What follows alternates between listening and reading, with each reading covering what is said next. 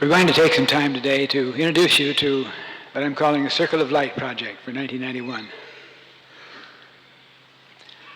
We had some notes about it in our programs and in our centerpiece, and so some of you probably have already familiarized yourself a little bit with what we're doing. It all started in a dream. In a vision, in a dream, I saw Avery Fisher Hall perched atop a high hill. It seemed rather confusing at first. But there it was, sitting on this high hill, radiant with light, rays reaching out around the world from this one source. And a few days later, in a meditation time, the project unfolded, and it seemed so very right. I remember Jesus' words, "A city set on a hill cannot be hid. Neither do men light a lamp and set it under a bushel, but on a stand.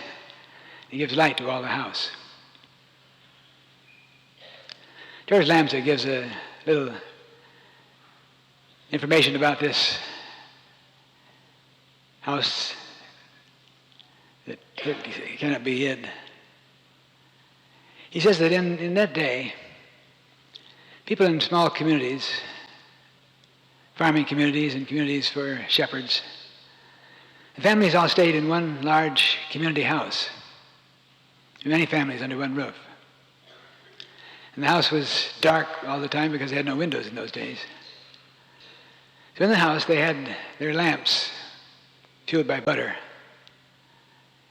And the only way they could see. And so there were some families who were too poor to provide the butter.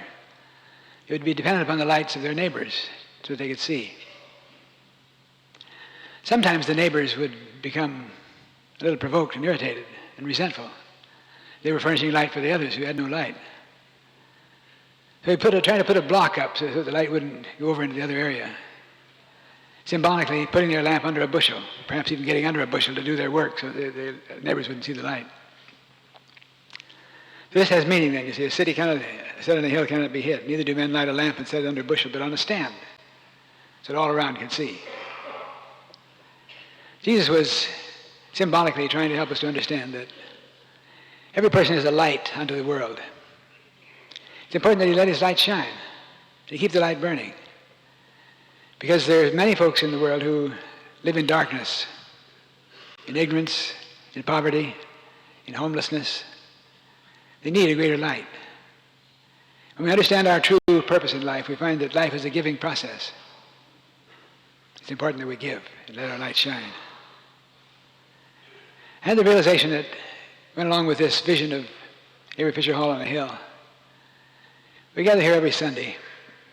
Many people feel that there's a great energy that emanates from this place on Sunday when we get together and think together and pray together, sing our closing song together, "Let there be peace on earth." There's a tremendous energy here.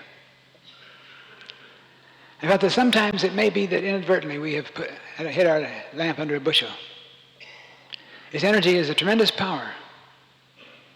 I could see it going forth specifically to the various areas of the world that are troubled in darkness.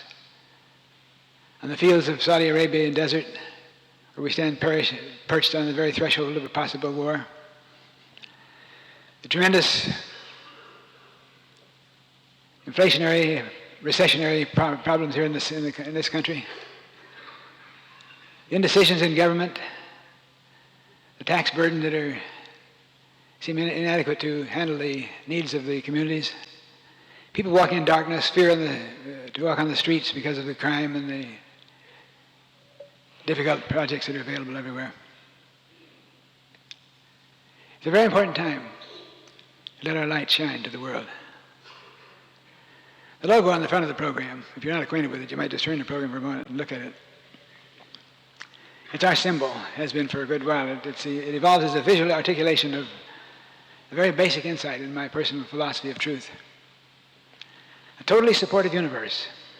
As Putana says, rushes and streams and pours into us from all sides while we stand quiet.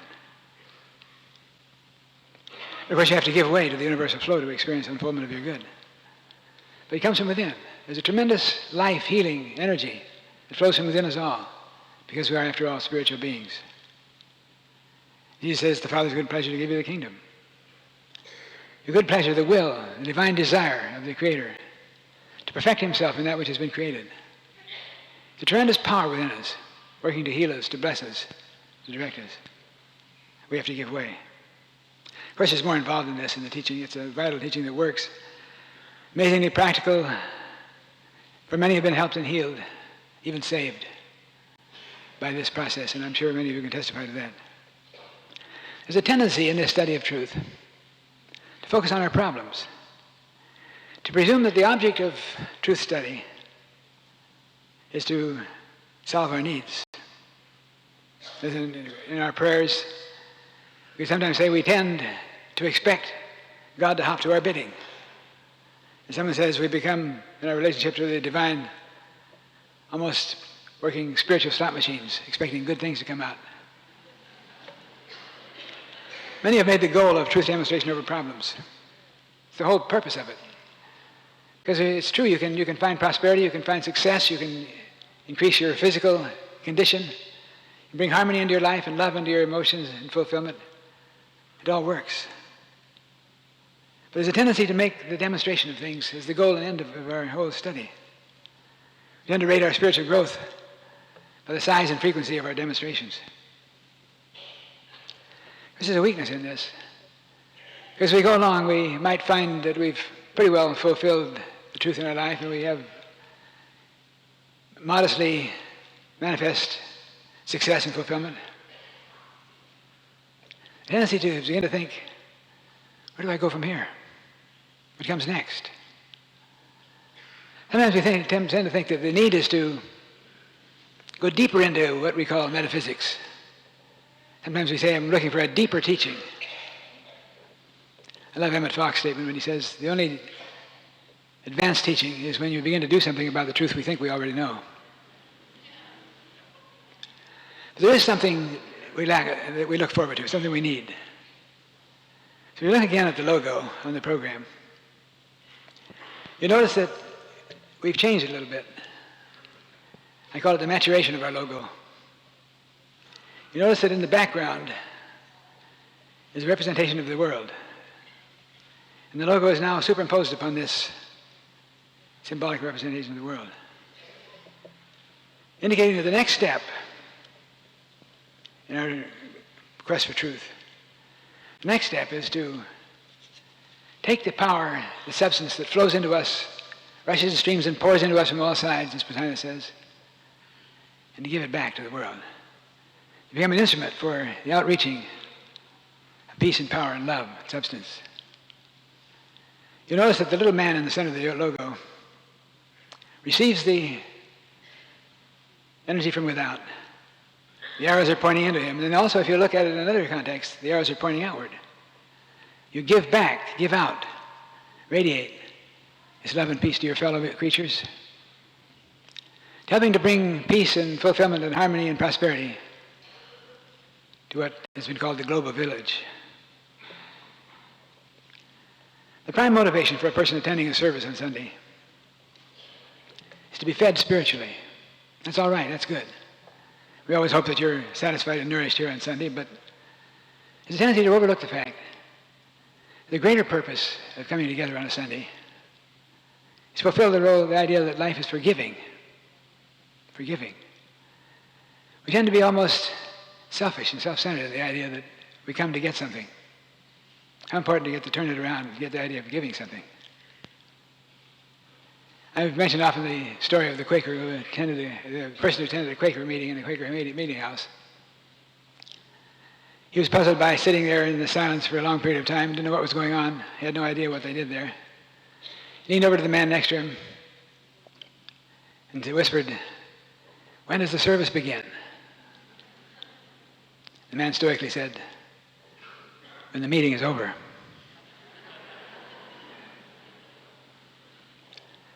We want to think in terms of the actual energy and the fulfillment of this hour on Sunday.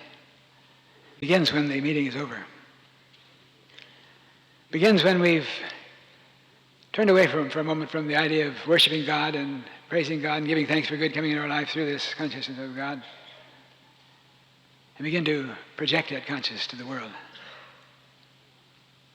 The story is told of Marconi. the Italian inventor, he began to tell everyone that he was going to be the first one to give the secret of wireless broadcasting to the world. He thought he was a brash youngster. How could he possibly know this when men have been working on this for years? How can you tell, they said, that you could be the first one to give wireless to the world? Because all the researchers up to now have been trying to find a way to overcome the resistance of the sound through the air, the atmosphere. But he said, I've discovered that there's no resistance. Many folks in their religious worship try to overcome the resistance of God. Whether it be praying for peace or praying for healing or praying for help to someone, quite often is added, if it be thy will, Lord. It is always God's will. There's no resistance to overcome. Activity of God is eternal love, life, substance, peace. It's always present. It's always working for the positive, the outreaching of light. The problem is not in God, in his reluctance to give, in our individual frustration of the divine flow. So when we get involved in praying, I say so often, understand that the need is not to pray to God. God doesn't need your prayers. God is too almighty to be dependent upon your love and your worship and your thanksgiving and your support.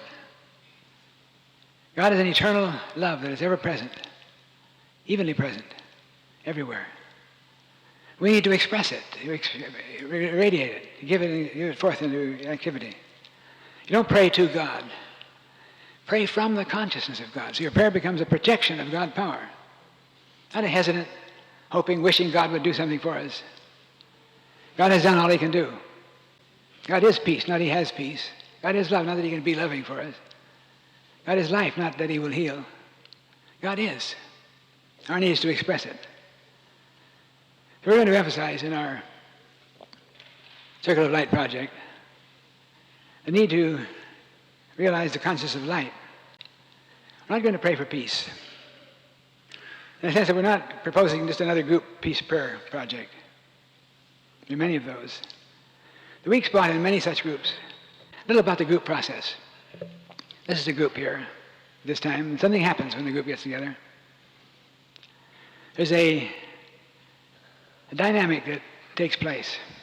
When people are gathered in a consciousness of oneness, as we're all here thinking in terms of finding the light of truth for our lives, something happens. The group takes on a character of its own. There's a soul that manifests.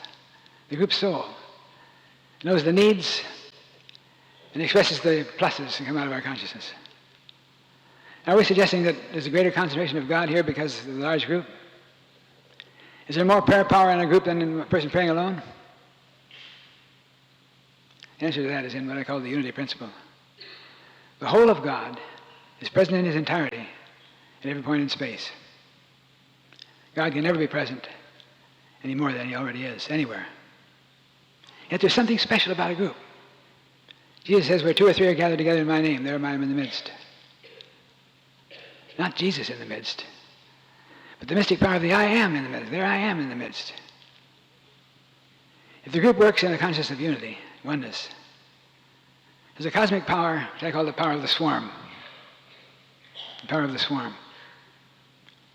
Visualize a school of fish. You've seen those beautiful, tiny little fish move about in the whole school, and they seem to turn, make 90-degree turns, pirouettes, and all the various motions that take place, almost as if they're involved in being directed by some superintelligence. How does this work? Scientists have been trying to understand this for a long time. You see a flock of geese flying overhead in formation, moving about as if there's somebody seated somewhere in the midst of this thing telling them all what to do. That's the power of the swarm. The group becomes an entity with the soul. Now the whole is greater than the sum of the parts. There's a oneness of vision and focus. One projection of light. Get the sense that when we become one in our meditation time later, feel this oneness. Feel this projecting forth, the fountain flowing forth of light from our consciousness. In one voice, one projection, we send this energy out into the world, or that whereto we send it, and it shall be accomplished and fulfilled. We will take some time in our meditation for world healing in a little bit. But about the meditation process. We use the word meditation advisedly because so often when we talk about prayer, the mind goes in all directions. We pray to God about things. We sort of have a third party, a triangle. God is up here. We pray to God about something down here. I like to say, I'm going to take the short route. Leave out the middleman. Pray directly to the condition. Now, first of all, the person says, that's sacrilegious. You're trying to get rid of God. I'm not at all. We're going to take God out of the skies. As long as God is up here, we're involved in supplicating, pleading, hoping, praying. And think, well, maybe it isn't going to work out for me this time. Maybe God isn't listening. God can't help himself from listening because God is allness of intelligence. Take away God from the sky. Think of God in yourself. That activity within you that rushes and streams and pours in you from all sides. Constantly filling you and thrilling you and lifting you up to a higher consciousness. You pray from that consciousness. When you pray for conditions out here, you don't pray for something to happen out of the sky, some miracle to take place. You pour this condition, as far as you're concerned, with this fountaining forth of light. And that light becomes healing energy because it's God power. It's flowed through you. You see the thing right, not try to set it right. You see it rightly. Your right seeing becomes a healing power. When we take a moment to get still in our meditation time, it's good to use your imaging power for a minute. I say step through the looking glass with Alice in Wonderland. On the one side of the glass, in this three-dimensional experience, we see light. You see light of the sun up there, you see light coming from lamps and so forth. As we step through the looking glass, we get into another dimension. We don't see light. We see from light. Everything is enlightened because we're enlightened. We relate to things in the consciousness of light. In this consciousness, whatever you focus on, you project a fountain of light. So it's important to relax and settle into the swarming process. Give yourself creatively to this group situation. Like the fish in a swarm, you move easily and dramatically with the trend of the group. I play the part of the leader, and we'll focus the light energy. You'll be a part of the ensuing light radiance, and you will make a difference. I believe in the power of group prayer, visualization. This body here, this group, can have a positive effect, whether we know it or not. Not just figuratively, but in a very real sense. We can change the course of history if the light goes forth in a pure sense. We can help to realize the peace that passeth understanding. Just one thing more. When we leave this place today, after we've had this glorious experience, it's a matter of maintaining this consciousness, which will set a watch, O Lord, upon my lips. It's important not to pollute the atmosphere with negatives. There are so many opportunities in a day to express negatives. In an elevator, someone comes, a terrible day, isn't it? Yeah, isn't that awful what's going on over in Persian Gulf? The terrible things going on in the cities? Yeah, it's awful. And we go on this negative consciousness. We want you to make a commitment. When you go forth from this place today, keep your consciousness centered in the circle of light. Wherever there's a situation, the person, or an activity that's taking place, a government process, a military force, or a threat of war, whenever this comes to consciousness, put a circle of light around it. Just constantly think of a circle of light around the person, around the situation. And as far as you're concerned, you can let it go. It will not only keep you from the negative, but release the flow of light within you, so that your life will be a purposeful, meaningful expression of healing light in the world around you. You will make a difference.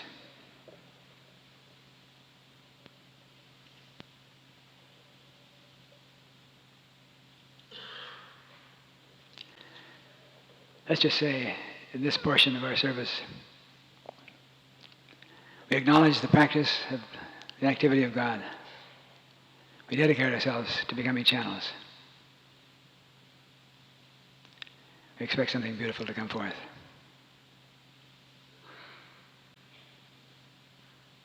So be it. We're now going to proceed into the meditation for world healing, healing of the world. This is a very important experience. We want you to be a part of it in real consciousness of oneness. First of all, we have a very distinct pleasure presenting Marvin Hamlish, because some weeks ago at a special Christmas Eve activity, Marvin was present and he introduced this song. I loved it immediately. So much so that I overcome my usual reticence and timidity and went up and brashly asked him if we had used the song here. Without any hesitation, he said, "Sure, I'll come play it for you."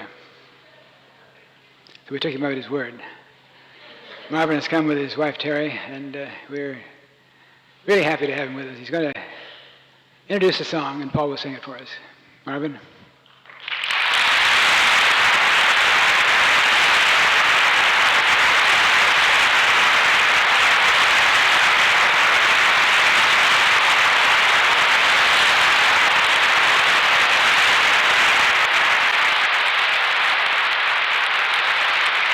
Hey, I've just learned a new theory about show business. They always say you shouldn't, do anything with little children or animals. You shouldn't try to follow a spectacular song by your, own creation.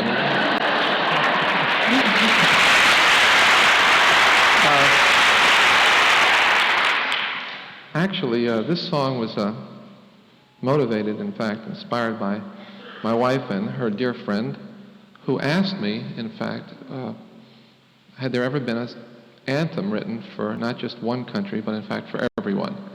And I was very taken by the notion of doing something like this. And of course I asked my wife what I would ask anyone who would ask me to write this. I said, well, how much are you going to pay for this, But unfortunately, but love finds a way. Anyway, I went to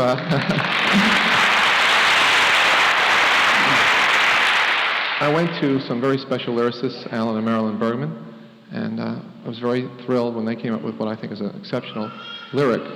What I'm also particularly thrilled about is that I've just heard our man here we got together about 9:30 in the morning, which is one of the few times I've ever seen 9:30 in the morning. And I am just so pleased that he would be singing it here. So we give this to you, my wife and I give this to you as our present.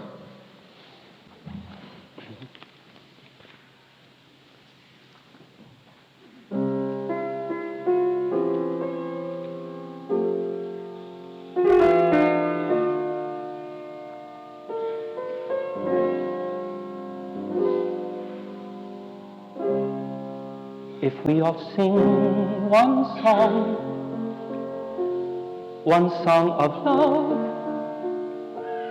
one song of peace, one song to make all our troubles cease, one hymn, one theme, one hope, one dream. Imagine what tomorrow would bring if we all sing one song.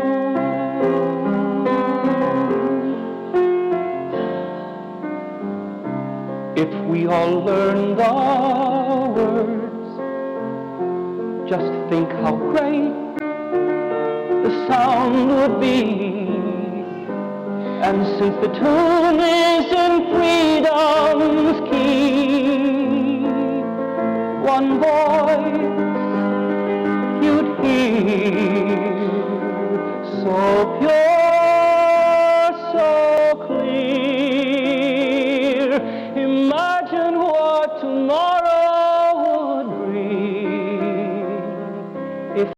all sing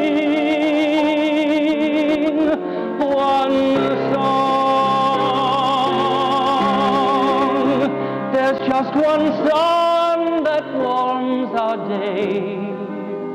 The same moon and stars light our way.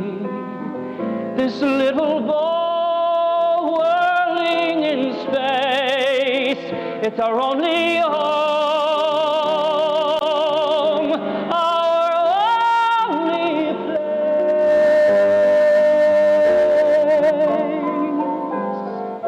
If we all sing one song of love, one song of peace, one song to make all our troubles cease. Imagine what tomorrow would bring if we all sing one song.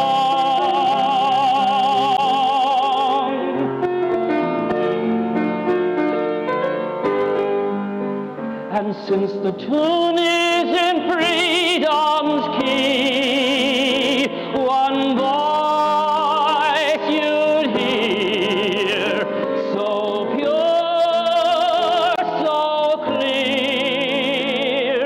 Imagine what tomorrow would bring if we all sing one song. There's just one sun that warms our day. The same moon and stars light our way. This little ball whirling in space, it's our only home, our only space.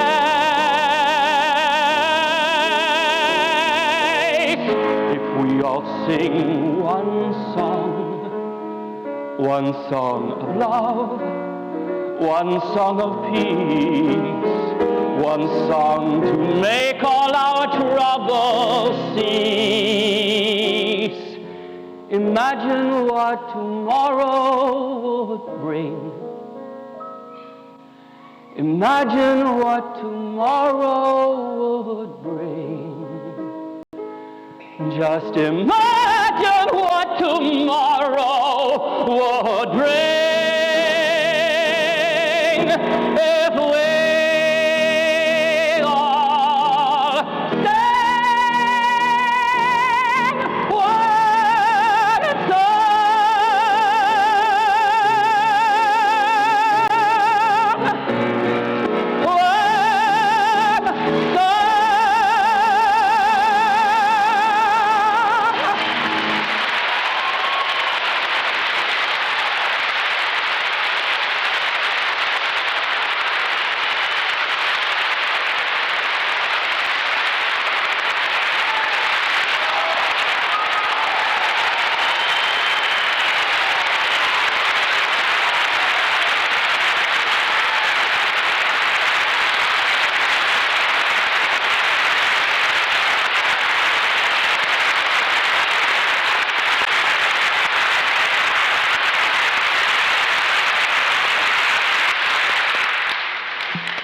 Thank you, Marvin and Steve. We sure appreciate that.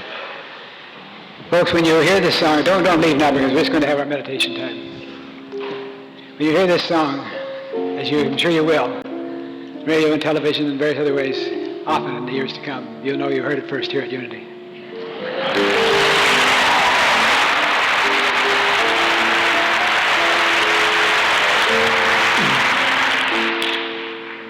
Now we're going to get still. This is what we're here for today.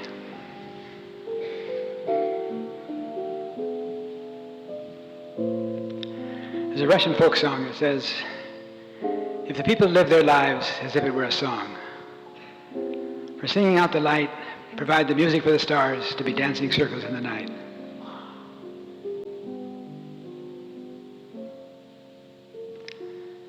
Let's take that simple exercise. Envision stepping through the looking glass. Come from the world of seeing light, the world of seeing from light.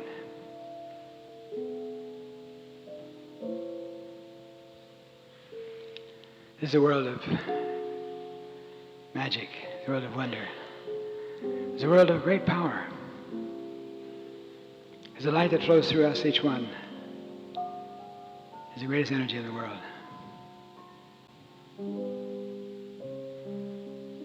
Give yourself as a channel. Let the song of life, the song of peace, the song of love, pour forth from your mouth. The 40th Psalm says, He hath put a new song in my mouth. As this one song sings itself into our consciousness, we're lifted up into the light that pours forth into us out of the creative flow. Bathed in light, energized in light, filled with love and forgiveness in the light, projecting in the light. A flow of transcendence and healing in the light. This hall is aglow with light. The city on the hill that cannot be hid. So we're one body, one soul.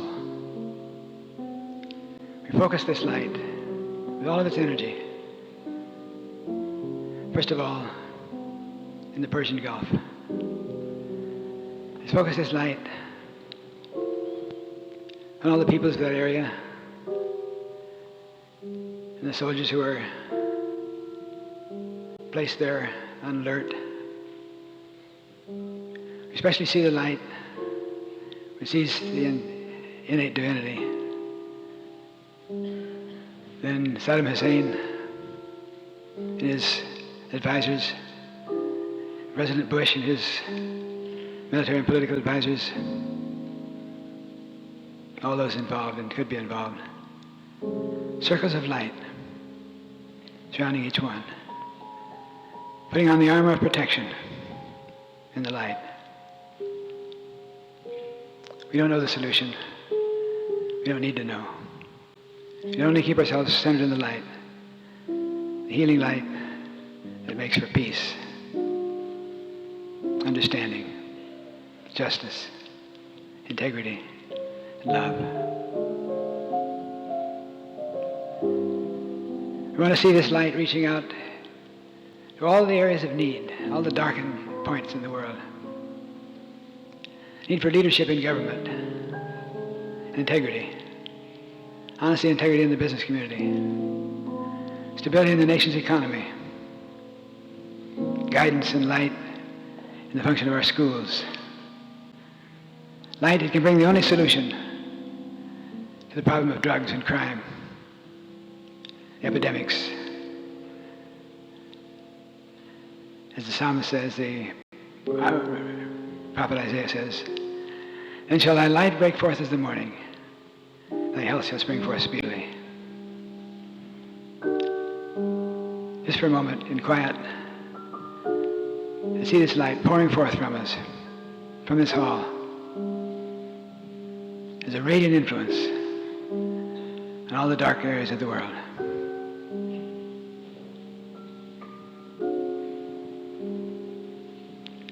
Let's feel confident in this, conscious of the fact that each one of us is a part of it. We do make a difference. The light that goes forth may truly change the course of human affairs, human history.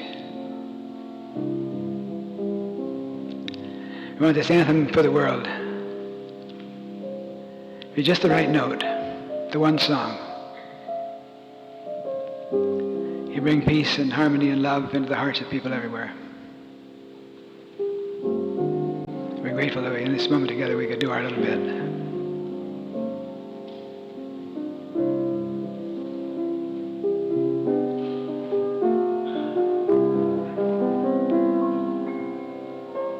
There's just one sun that warms our day.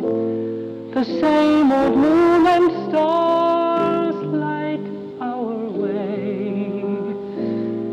little ball whirling in space, it's our only home, our only place.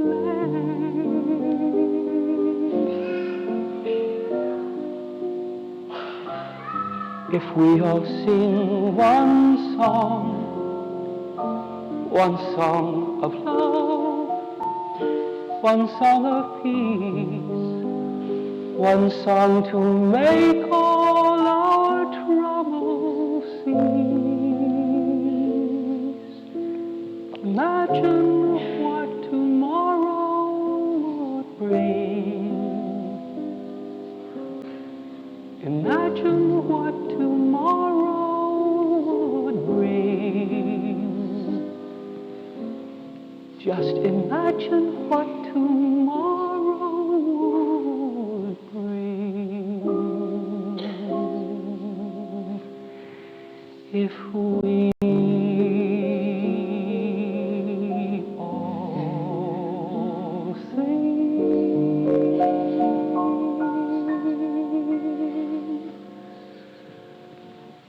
one song,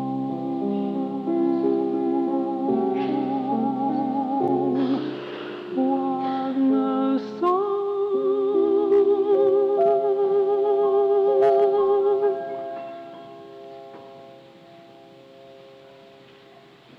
Amen.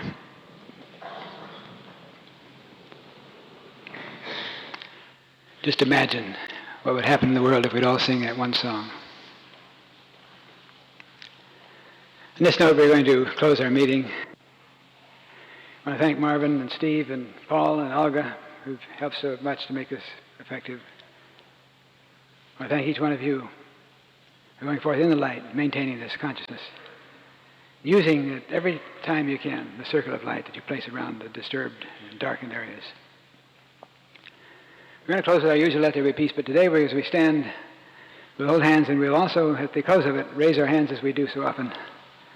We're going to hold that for a few moments. Think in terms of antenna going forth from this place, sending out this vibration of light. So truly, my dream will be fulfilled. Avery Fisher Hall sitting on a hill, radiant with light. Let's stand and sing, Let There Be Peace on Earth.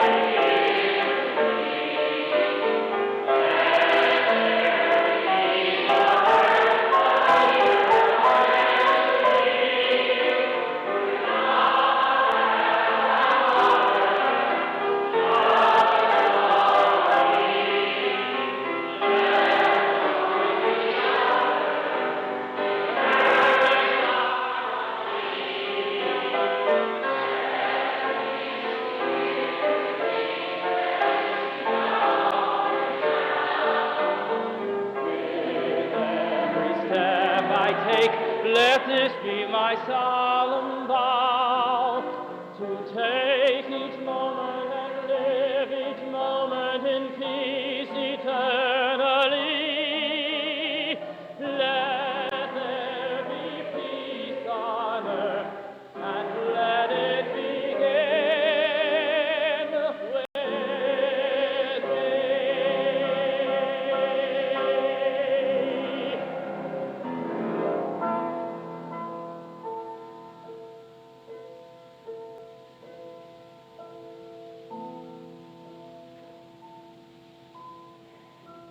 And peace begins with one song. Amen.